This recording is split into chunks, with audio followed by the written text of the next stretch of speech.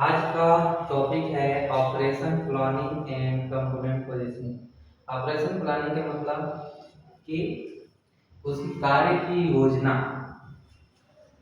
योजना एवं component positioning, जो भी कंपोनेंट हम किसी भी पर यूज कर रहे हैं उसकी पोजीशनिंग क्या होगी, किसका जो ध्रुवता है उसकी पोलरिटी क्या होगी, प्लस माइनस किधर होगा, या कोई भी कंपोनेंट है उसकी पोलरिटी फिक्स है कि नहीं है, उसको किसी भी दिशा में लगाया जा सकता है।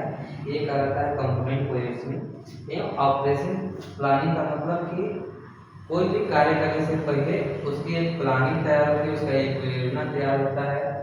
इसे हम ऑपरेशन प्लानिंग कहते हैं। इसे हम सबसे पहले पढ़ेंगे ऑपरेशन प्लानिंग।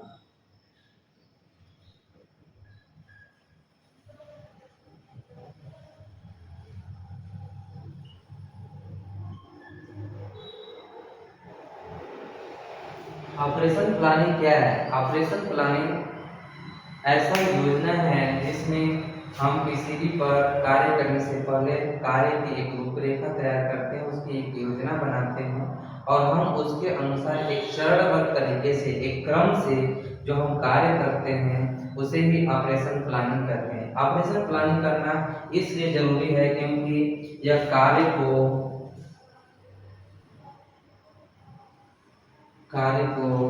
अधिक व्यवस्थित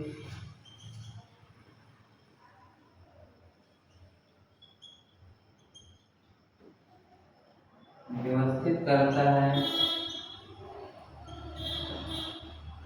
अगर हम कोई कार्य प्लानिंग के साथ करते हैं तो कार्य को अधिक व्यवस्थित रूप से करता है।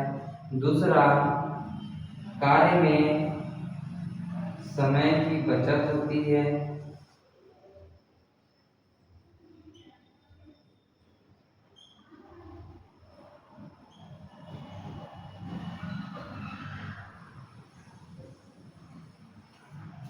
अगर हम प्लानिंग के साथ कार्य करते हैं तो कार्य में समय की बचत होती है। अगला, अगर मुझे कार्य का प्लान पहले से पता होता है तो हमें कार्य में गलतियां कम से कम होती है।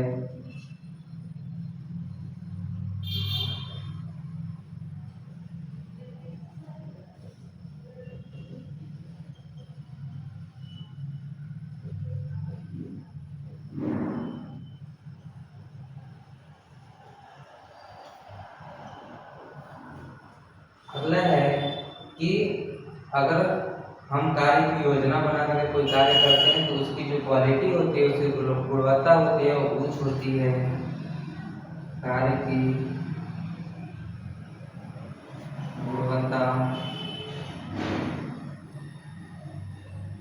अच्छी होती है या उच्च होती है।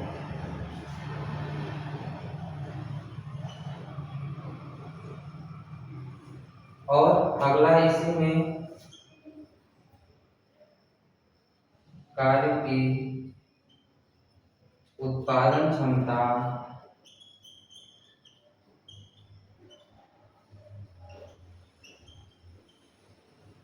भी अधिक होगी।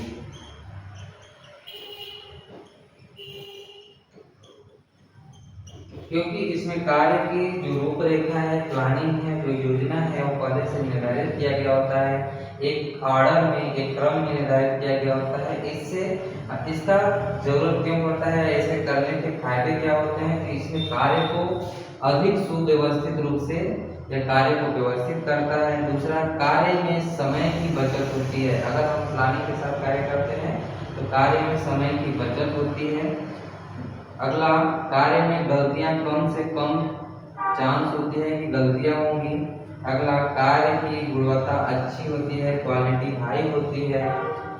कार्य की उत्पादन क्षमता अधिक होती है। हम जिस प्रोडक्ट के लिए काम करते हैं, जिस प्रोडक्ट पे ऑपरेशन कर रहे हैं, उस कार्य की जो उत्पादन क्षमता होगी वो उत्पादन क्षमता अधिक होती है।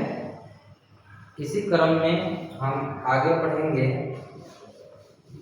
Order of operation.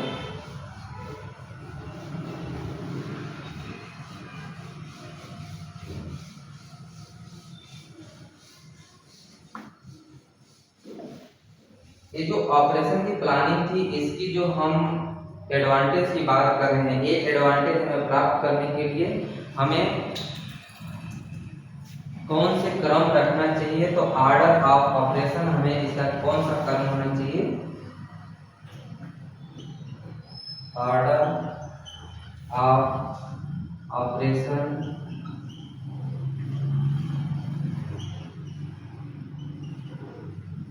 कार्य का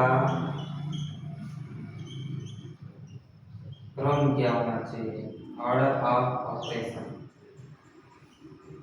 तो इसके हम जो कार्य का क्रम होगा, ऑर्डर होगा, 1 by 1 करके लिखेंगे। तो पहला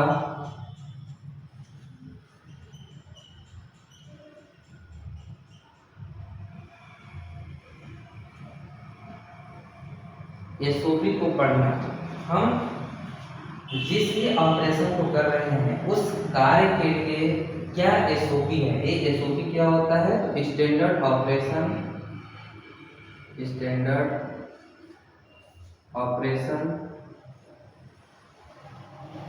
प्रोसीजर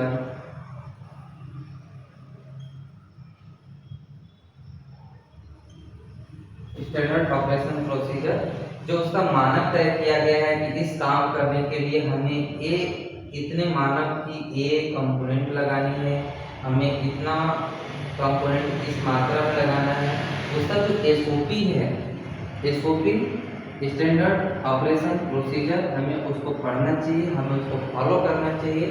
तो सबसे पहला कर्म यही है कि हमें एसओपी को पढ़ना चाहिए, समझना चाहिए और इसी को फॉलो करके हमें काम करना चाहिए। दूसरा,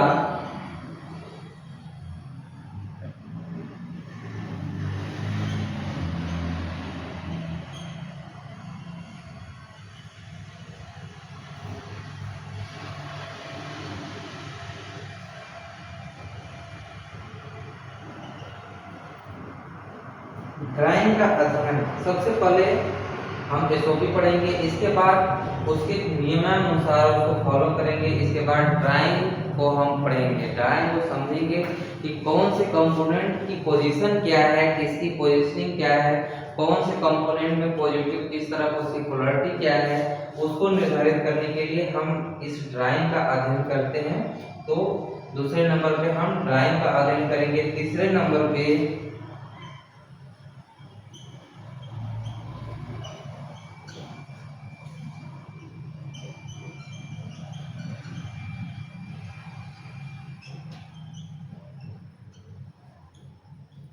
बिल ऑफ मटेरियल की जांच। बिल ऑफ मटेरियल क्या होता है, तो बिल ऑफ मटेरियल ऐसी सूची होती है जिसमें सारे कंपोनेंटों की एक सूची होती है, कितने मान का है, कितनी मात्रा में है, ये सब बिल ऑफ मटेरियल में निर्धारित किए गए होते हैं। हमें ऑपरेशन करने से पहले इसकी जांच कर लेनी आवश्यक होता है कि उतनी मात्रा में, उतनी संख्या में, उतने मान का मटेरियल हमारे पास उपलब्ध है कि नहीं है, इसकी जांच हमें करनी चाहिए। तो अगला जो स्टेप होता है बिल ऑफ मटेरियल की जांच।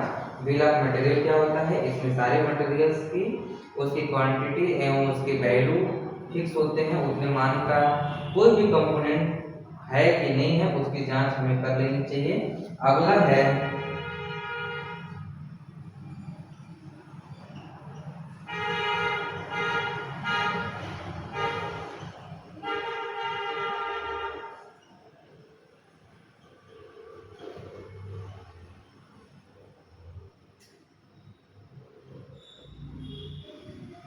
हमें जो भी कंपोनेंट उसके लिए प्रयोग किया जाना है, हमें सभी कंपोनेंट को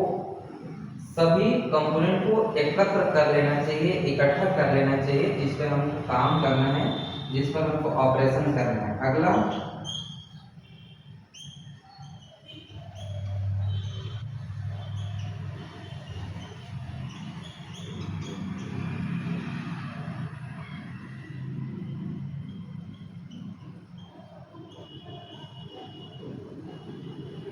टूल्स एंड इक्विपमेंट्स तैयार।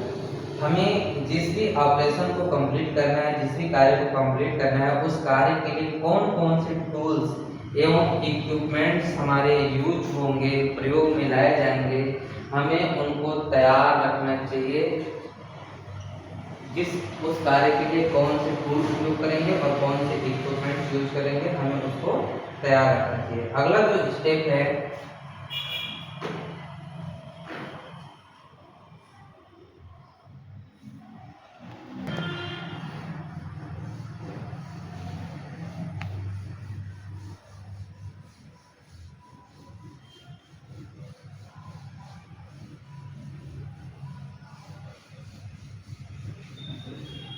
अगला जो हमारा स्टेप होगा, जो क्रम होगा, हमें कंपोनेंट को जिस भी आधार पे स्थापित किया जाना है, जिसे हम पीसीबी कहते हैं, हमें सबसे पहले पीसीबी की साफ सफाई करनी चाहिए। तो उसके बाद जो छठा नंबर हमारा आता है, छठा स्टेप, उसमें हम यही जानेंगे कि सबसे पहले उसके बाद हमें क्या करना चाहिए, पीसीबी की सफाई करना चाहिए।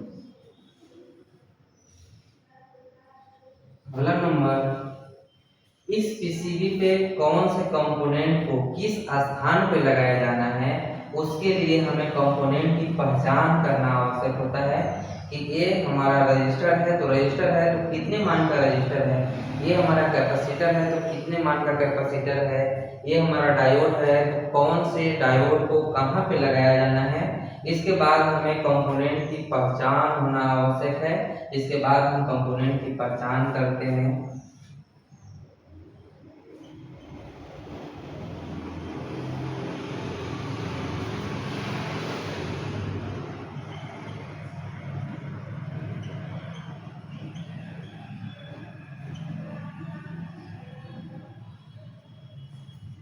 इसके बाद एक कंपोनेंट की पहचान करने के बाद इसकी पोजीशनिंग फिक्स करते हैं कि कौन से कंपोनेंट को किस स्थान पे लगाया जाना है, उसकी स्थान क्या होगी, उसकी पोजीशन क्या होगी।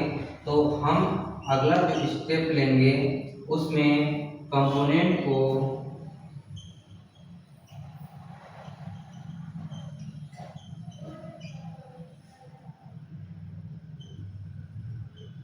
पीसीबी पर सही स्थान पर इंस्टॉल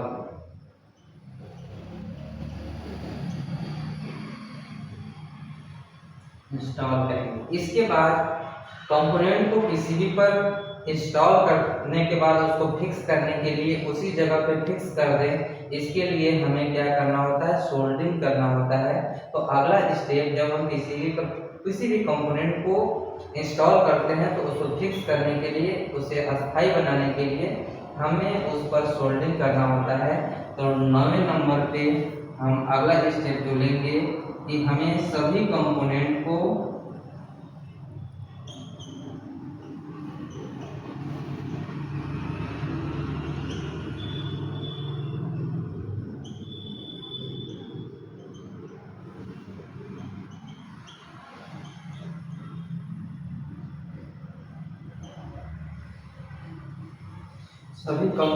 सोल्डरिंग करना होता है। इसके बाद अगला स्टेप जो होगा,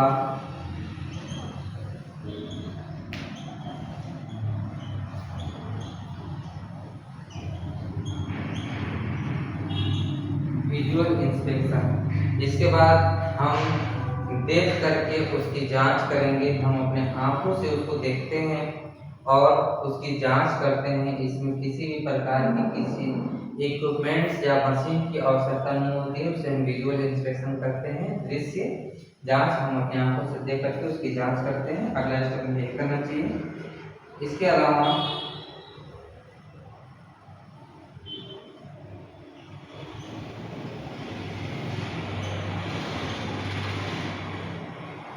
इलेक्ट्रिकल टेस्टिंग।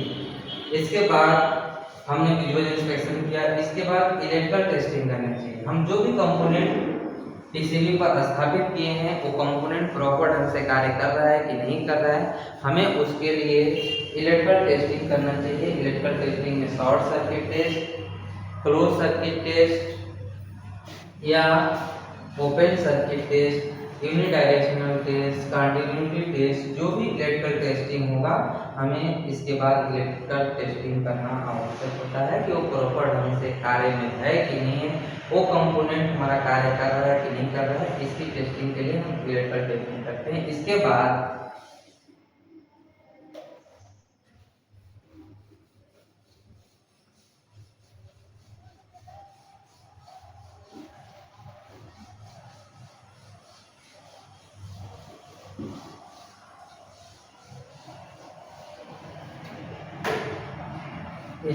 हम फाइनल असेंबलिंग करते हैं। फाइनल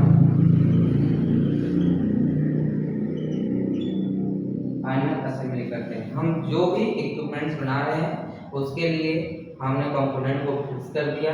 अब इसके बाद हम फाइनल असेंबली करेंगे। जिस पार्ट को जहाँ पे फिक्स करना है, जहाँ पे इंस्टॉल करना है, वहाँ पे हम उसको स्थापित करते हैं, उसी को फाइनल असेंबलिंग बोला जाता है। फाइनल असेंबली करते हैं। इसके बाद हम अगला प्रोसेस जो करते हैं उसमें पैकिंग एवं डॉक्यूमेंटेशन करते हैं।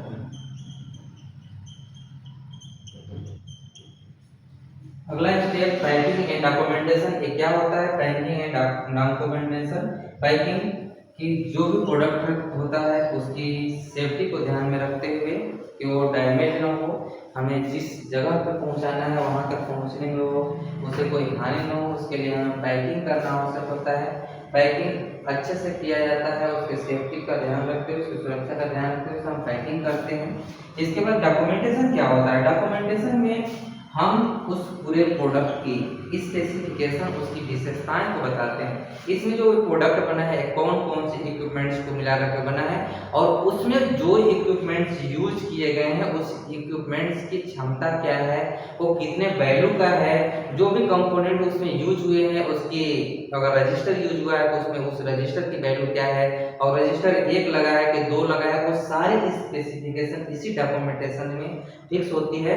तो अगला जो फाइनल स्टेप होता है पैकिंग करते हैं। इसके बाद उसकी डॉक्यूमेंटेशन करते हैं। डॉक्यूमेंटेशन में उसकी सारी डिटेल दिया हुआ होता है जिस पर हम कार्य करते हैं, जिसके अनुसार हमें उसके स्पेसिफिकेशन, उसकी विशेषताओं को समझने में आसानी होती है। तो वो इसी डॉक्यूमेंटेशन में फिक्स होती है। ये डॉक्यूमेंटेशन डिस्प्ले में भी होता है और डिस्प्ले करने के लिए, प्रदर्शित करने के लिए भी होता है, और उसके लिए एक अलग से सीट बुक होती है, उसमें भी एक निर्धारित किया गया होता है। इसके अलावा सिंपल ऑपरेशन प्लान क्या है, इसकी योजना क्या होनी चाहिए, ये तो हम पढ़े कि ऑर्डर आप ऑपरेशन, इसका क्रम क्या होना चाहिए, कौन से क्रम पे हम कौन सा कार्य करेंगे, उसका ऑर्डर क्या होगा। लेकिन हम एक सैंपल बताते हैं इसका ऑपरेशन के क्रम का, सैंपल ऑफ ऑपरेशन, इस ऑपरेशन का क्रम क्या होगा, इसका सैंपल क्या होगा। तो सैंपल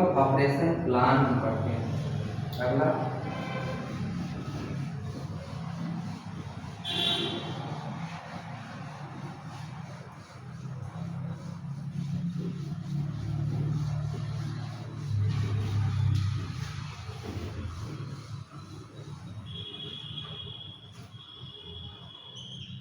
सैंपल ऑपरेशन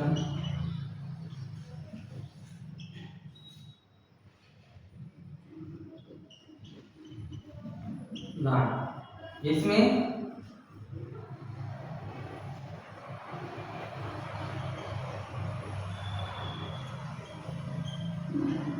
चरण कार्य, इसका जो स्टेप होगा वो स्टेप और ऑपरेशन क्या होगा।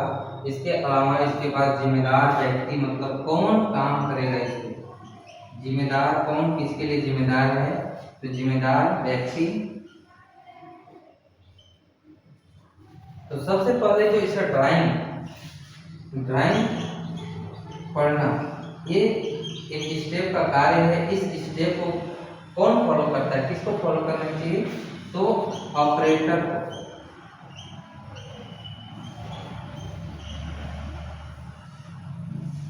इसके बाद अगर मटेरियल प्राप्त करना है तो मटेरियल किसको प्राप्त करना चाहिए, मटेरियल प्राप्त करना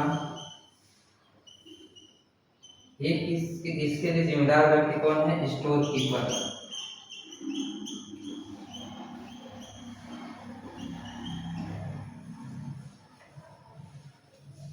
अगला, अगर हम कंपोनेंट तैयार कर रहे हैं तो इसके लिए जिम्मेदार व्यक्ति कौन है? कंपोनेंट तैयार करना ये किसकी जिम्मेदारी है? तो ये भी ऑपरेटर की है। अगला, हम पीसीबी असेंबलिंग का काम करेंगे। अगर पीसीबी को असेंबलिंग करेंगे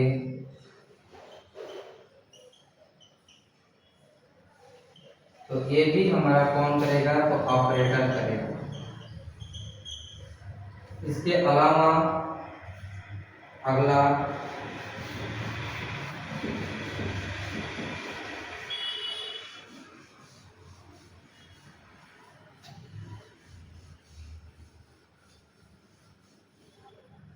इंस्पेक्शन का काम, जांच जो होता है इंस्पेक्शन,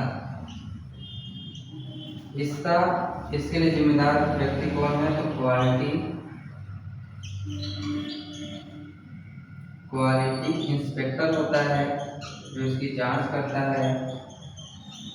तो इंस्पेक्शन के लिए, जांच के लिए जिम्मेदार व्यक्ति कौन है? तो क्वालिटी इंस्पेक्टर या क्वालिटी चेकर, जो क्वालिटी चेक करने का कार्य करता है तो वो इंस्पेक्शन करता है।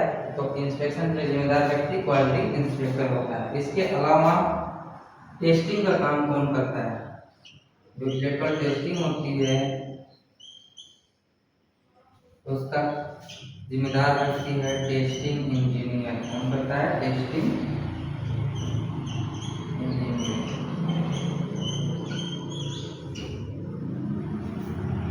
टेस्टिंग का काम टेस्टिंग इंजीनियर करेगा। इसके बाद हम अगर पैकिंग करते हैं तो पैकिंग के लिए जिम्मेदार व्यक्ति कौन है? तो पैकिंग स्टाफ, जो हमारे पैकिंग का कार्य करते हैं, ये पैकिंग स्टाफ पैकिंग करने का कार्य करेंगे।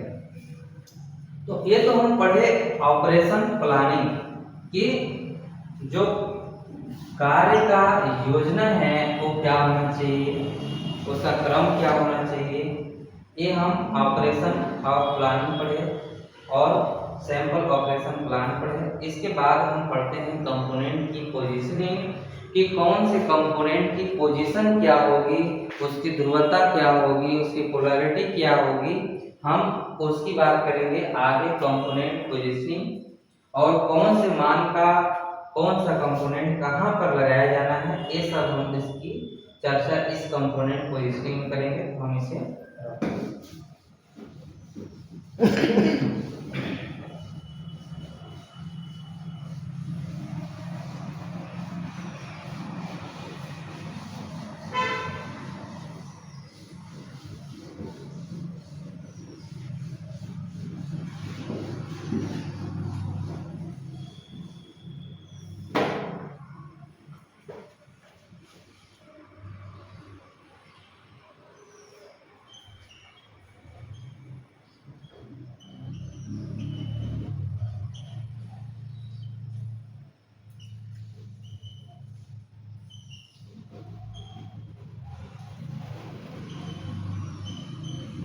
कंपोनेंट पोजीशनिंग क्या होती है? तो कंपोनेंट पोजीशनिंग किसी भी कंपोनेंट को या इक्विपमेंट्स जिसके लिए हम बना रहे हैं या कंपोनेंट को स्थापित किया जाना है, सबसे पहले हमें उसे ड्राइंग देख करके सही मान का कंपोनेंट एवं सही दिशा में फिक्स करना, स्थापित करना ही कंपोनेंट पोजीशनिंग कहलाता है। फिर से कंपोनेंट पोजीशनिंग क्या है? तो जो भी कंपोनेंट हम उस पीसीबी पर यूज करने के लिए, असेंबली करने के लिए हम यूज कर रहे हैं, प्रयोग में ला रहे हैं, उसका ड्राइंग देख करके कौन से मान का और किस पोलैरिटी में सही दिशा में फिक्स करना ही कंपोनेंट पोजीशनिंग कहलाता है। तो इसे हम कंपोनेंट पोजीशनिंग करते हैं। इसमें हम पढ़ेंगे कि कंपोनेंट पोजीशनिंग में, तो कंपोनेंट पोजीशनिंग में हम पढ़ेंगे सबसे पहले कि इसका उद्देश्य क्या है। कंपोनेंट पोजीशनिंग का उद्देश्य क्या है? उद्देश्य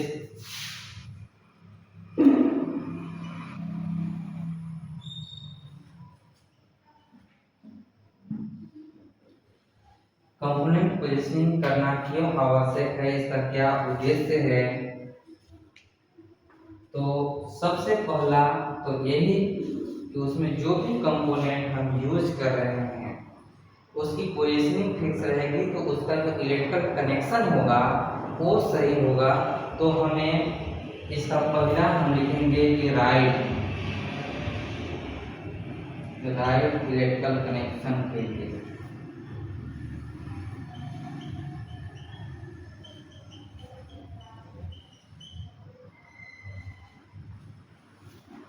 अगर हम इसकी पोजीशन के अनुसार इसका कनेक्शन करेंगे तो हम वहाँ पे शॉर्ट सर्किट नहीं होगा, शॉर्ट सर्किट से बचेंगे।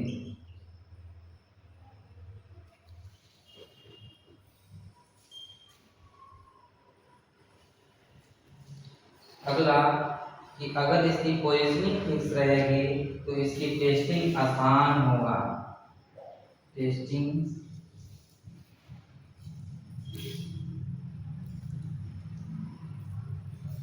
अगला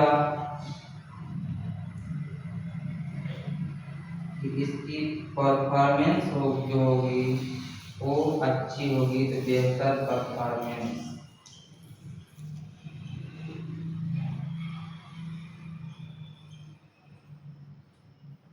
अगला रिपेयरिंग में सुविधा,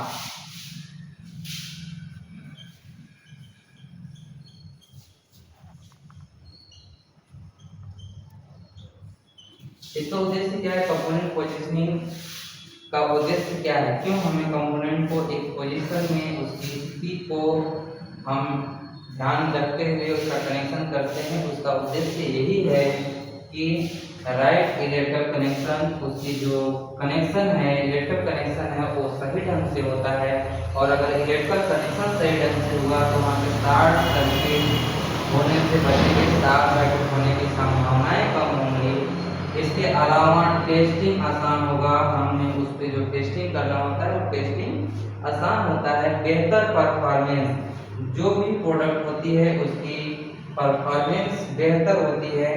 अगला रिपेयरिंग में सुविधा, उसमें रिपेयरिंग में कोई दिक्कत परेशानी नहीं होती है।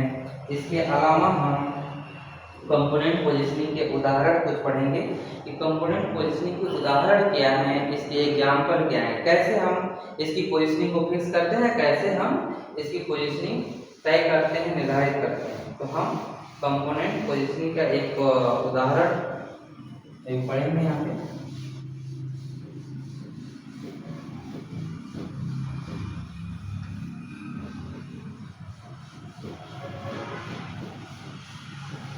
सबसे पहले हम कंपोनेंट पोजीशनिंग के नियम पढ़ते हैं, नियम के बाद हम पढ़ेंगे उदाहरण। तो सबसे पहले कंपोनेंट पोजीशनिंग के नियम, कंपोनेंट पोजीशनिंग के नियम।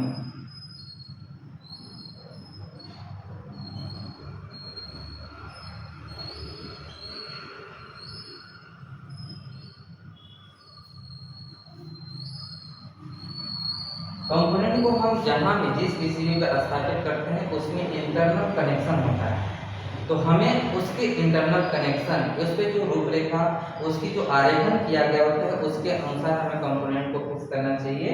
तो जो उसमें इंटरनल कनेक्शन होते हैं,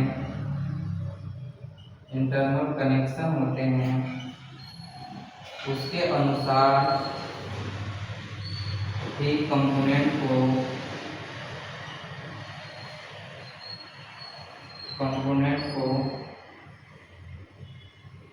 लगाना चाहिए।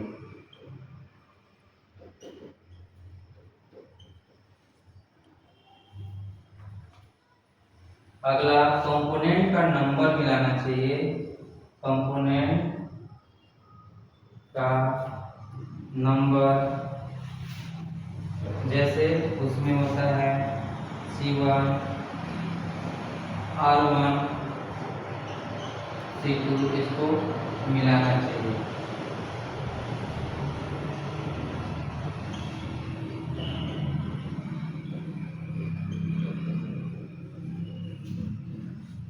उसके साथ साथ जो पोलैरिटी वाले कंपोनेंट होते हैं जिसकी ध्रुवता फिक्स होती है उसकी सही दिशा में रखना चाहिए कि पॉजिटिव किस साइड और नेगेटिव किस साइड। तो ध्रुवता वाले कंपोनेंट को सही दिशा में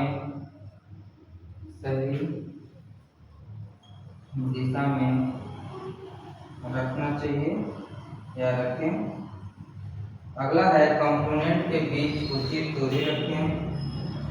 जो हम कंपोनेंट लगा रहे हैं जिस कंपोनेंट को फिक्स कर रहे हैं तो कंपोनेंट के बीच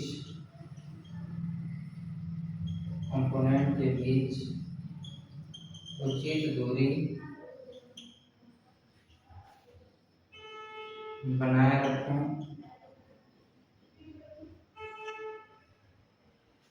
उसमें जो भी बड़े कंपोनेंट उसको मजबूती से लगाएं, सारे कंपोनेंट को मजबूती से लगाएं। तो इसमें प्रयोग सभी कंपोनेंट को मजबूती से फिक्स करें।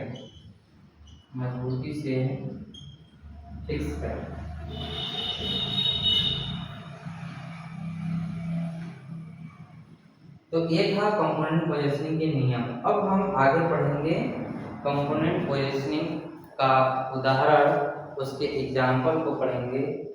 तो हम आगे पढ़ते हैं कंपोनेंट पोजीशनिंग के